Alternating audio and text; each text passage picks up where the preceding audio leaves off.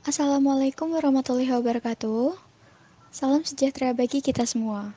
Perkenalkan, kami dari kelompok 1 akan membacakan atau mempresentasikan tugas besar manajemen yang berjudul Akuntansi Manajemen dan Lingkungan Bisnis yang disusun oleh Pradika Nugraha, Novita Febrianti, Oktaviani, Rahma Puji Setianingsih, dan Siti Sofaria Nurjana.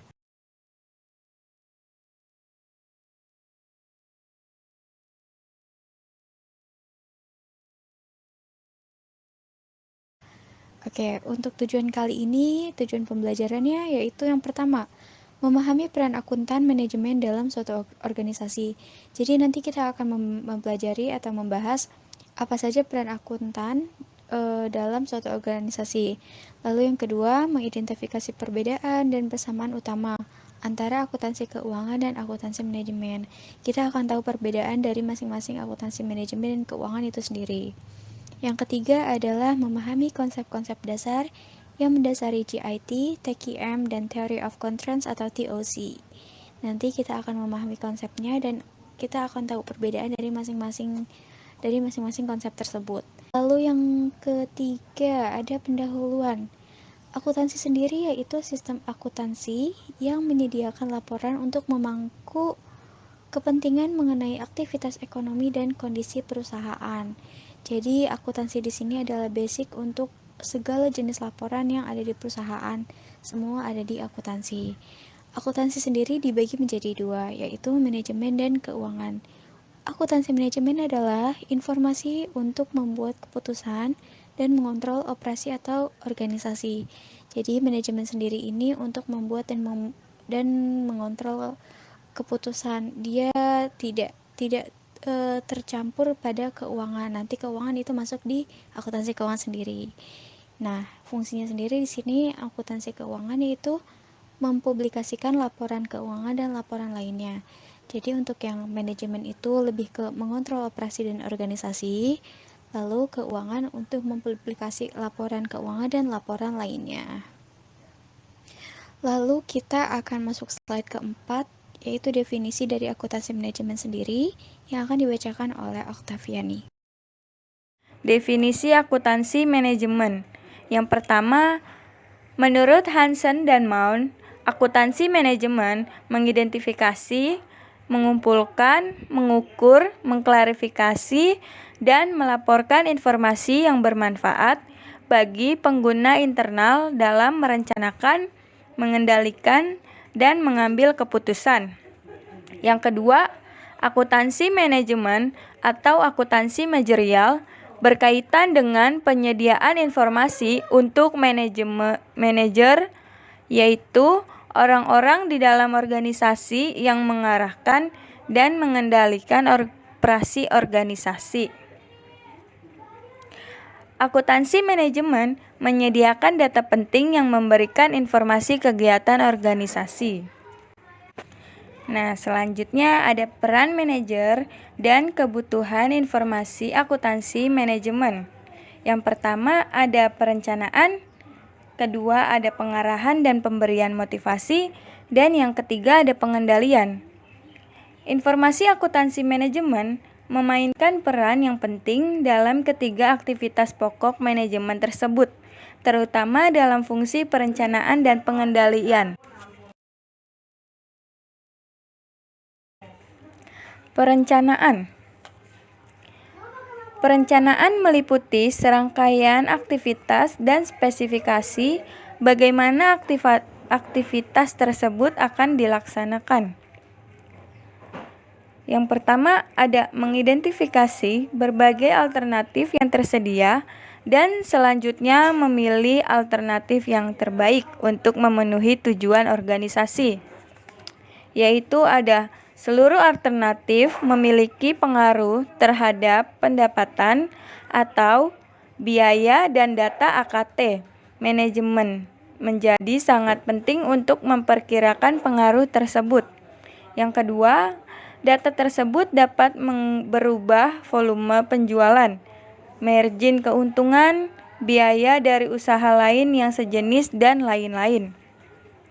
Kedua, ada menyusun rencana terinci untuk seluruh bagian organisasi yang terlibat.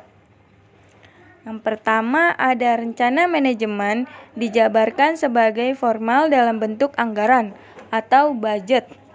Yang kedua, anggaran dibuat oleh akuntan manajemen yang menunjukkan rencana manajemen yang spesifik dan kuantitatif. Yang ketiga, data yang diperlukan antara lain target volume, penjualan, laba, biaya, dan lain-lain. Perubahan lingkungan bisnis meliputi 3, yaitu perubahan besar dalam lingkungan bisnis di mana persaingan berubah menjadi persaingan global, yaitu menyeluruh.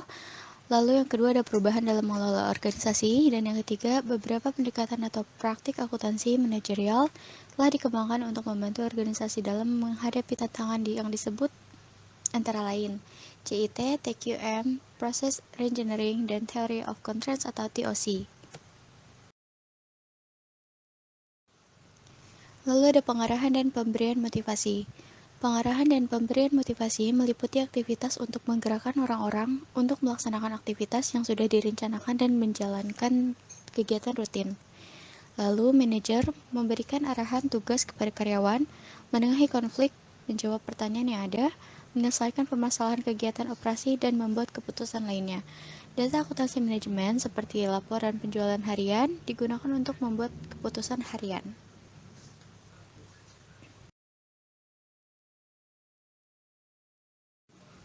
Selanjutnya ada pengendalian, yaitu pengendalian meliputi aktivitas untuk memastikan bahwa perencanaan telah dilaksanakan dan telah disesuaikan dengan kondisi yang ada dan lingkungan yang selalu berubah-ubah. Lalu ada aktivitas pengendalian, yaitu manajer membutuhkan umpan balik yang merupakan sinyal apakah operasi perusahaan berada dalam jalur yang telah ditetapkan, atau feedback. Ada lagi umpan balik merupakan alat yang sangat efektif untuk melakukan pengendalian. Lalu, umpan balik disajikan dalam bentuk laporan, yaitu laporan kinerja dan membandingkan antara anggaran dengan hasil yang sesungguhnya. Lalu, laporan kinerja dapat memberikan petunjuk operasi mana yang tidak sesuai dengan rencana dan bagian mana yang perlu mendapatkan perhatian lebih.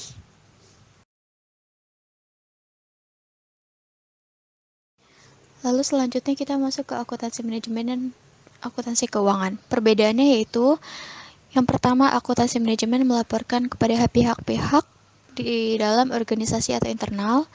Yang kedua, penekanan pada pembagian keputusan dan mempengaruhi masa depan. Lalu ada penekanan pada data yang relevan. Lalu dibutuhkan informasi tepat waktu. Lalu ada yang disusun adalah laporan segmen terinci mengenai departemen produk, pelanggan, dan pegawai. Dan yang terakhir, tidak bersifat wajib laporan eksternal. Lalu ada perbedaan akuntansi keuangan. Yang pertama, melaporkan kepada pihak-pihak di luar organisasi atau eksternal seperti pemilik, kreditur, dan pemerintah. Yang kedua, ada penekanan pada ikhtisar hasil keuangan dari aktivitas masa lalu. Yang ketiga, ada penekanan pada data yang objektif dan dapat diverifikasi. Yang keempat, dibutuhkan informasi yang akurat. Yang kelima, ada yang disusun hanya ikhtisar data untuk seluruh organisasi. Yang keenam, mengikuti PABU, dan yang ketujuh, bersifat wajib untuk pelaporan eksternal. Nah, selanjutnya kita memasuki materi Just in Time atau JIT. Istilah Just in Time yang artinya adalah tepat waktu atau sistem produksi tepat waktu. Jadi, semua persediaan bahan baku yang akan diolah menjadi barang jadi harus tiba tepat waktunya dengan jumlah yang tepat juga. Semua barang jadi juga harus siap diproduksi sesuai dengan jumlah yang dibutuhkan oleh pelanggan pada waktu yang tepat pula. Dengan demikian, stok level atau tingkat persediaan bahan baku, bahan pendukung, komponen, bahan semi jadi atau work in progress WIP dan juga barang jadi akan dijaga pada tingkat atau jumlah yang paling minimum. Kelebihan sistem produksi Just in Time atau JIT. Banyak kelebihan yang dapat dinikmati dalam menerapkan sistem produksi Just in Time, di antaranya sebagai berikut. Yang pertama, tingkat persediaan atau stok level yang rendah sehingga menghemat tempat penyimpanan dan biaya-biaya terkait seperti biaya sewa tempat dan biaya asuransi. Kedua, bahan-bahan produksi hanya diperoleh saat diperlukan saja, sehingga hanya memerlukan modal kerja yang rendah. Ketiga, Dengan tingkat persediaan yang rendah, kemungkinan terjadinya pemborosan akibat produk yang ketinggalan zaman lewat kadaluarsa dan rusak atau usang akan menjadi semakin rendah. Yang keempat, menghindari penumpukan produk jadi yang tidak terjual akibat perubahan mendadak dalam permintaan.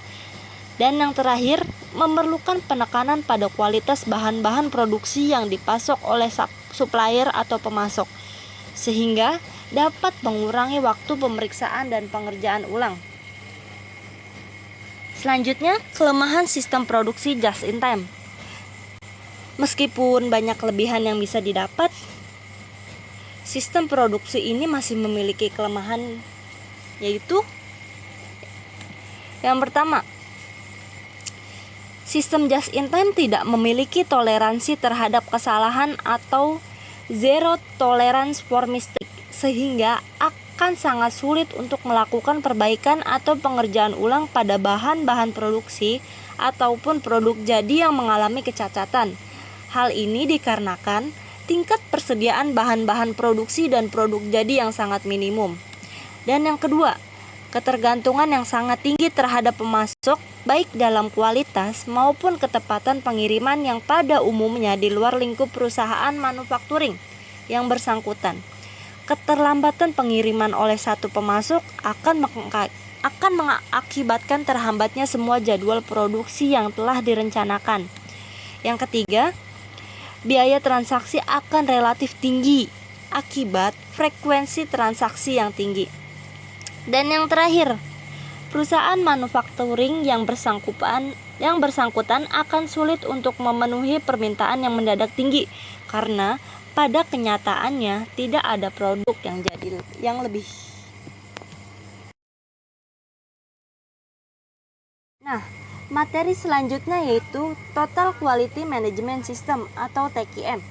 TQM adalah sebuah manajemen kualitas yang lebih berfokus pada pelanggan dengan cara melibatkan seluruh level tingkatan karyawan dalam mengerjakan peningkatan ataupun perbaikan secara kontinu. TQM akan lebih cenderung memanfaatkan strategi, komunikasi, dan data yang efektif dalam mengintegrasikan kedisiplinan kualitas dalam kegiatan operasional dan budaya perusahaan. Sederhananya, TQM adalah satu pendekatan manajemen yang digunakan untuk menyentuh kesuksesan jangka panjang dengan mengedepankan kepuasan pelanggan.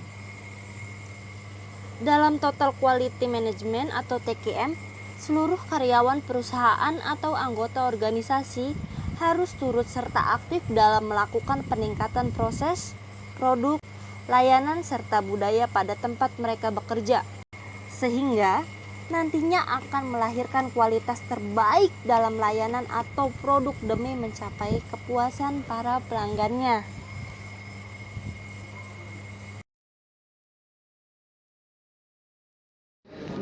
Selanjutnya ada proses reengineering. Proses reengineering itu adalah suatu rekayasa ulang. Proses meliputi desain ulang secara menyeluruh proses bisnis dalam rangka menghilangkan aktivitas yang tidak bernilai tambah dan mengurangi kemungkinan terjadinya kesalahan. Jadi proses reengineering ini sangat dibutuhkan banget karena setiap proses bisnis itu pasti akan didesain ulang. Karena apa? Karena untuk menghilangkan aktivitas-aktivitas yang tidak ada nilai tambah ataupun menguntungkan untuk suatu perusahaan.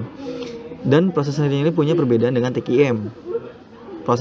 Perbedaannya itu adalah rekayasa ulang proses lebih mengandalkan spesialis luar perusahaan, sedangkan TQM lebih banyak dilakukan manajemen di organisasi tersebut.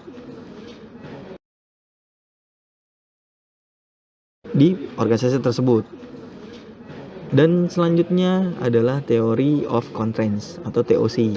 TOC menekankan pada pentingnya mengelola kendala yang dihadapi organisasi. Jadi tugasnya TOC ini adalah dia memanajemen atau mengelola suatu kendala yang ada terjadi di organisasi tersebut. Karena kendala adalah sesuatu yang menghalangi organisasi, maka proses perbaikan akan efektif kalau difokuskan pada kendala yang dihadapi. Berikut demikian presentasi dari kami tentang mengenai akuntansi manajemen dan lingkungan bisnis. Sebelumnya mohon maaf jika ada kurang dalam penyampaian materinya, dan Sekali lagi saya ucapkan terima kasih telah menyimak video kami. Mohon maaf kalau misalnya ada kesalahan. Sampai jumpa di kemudian hari.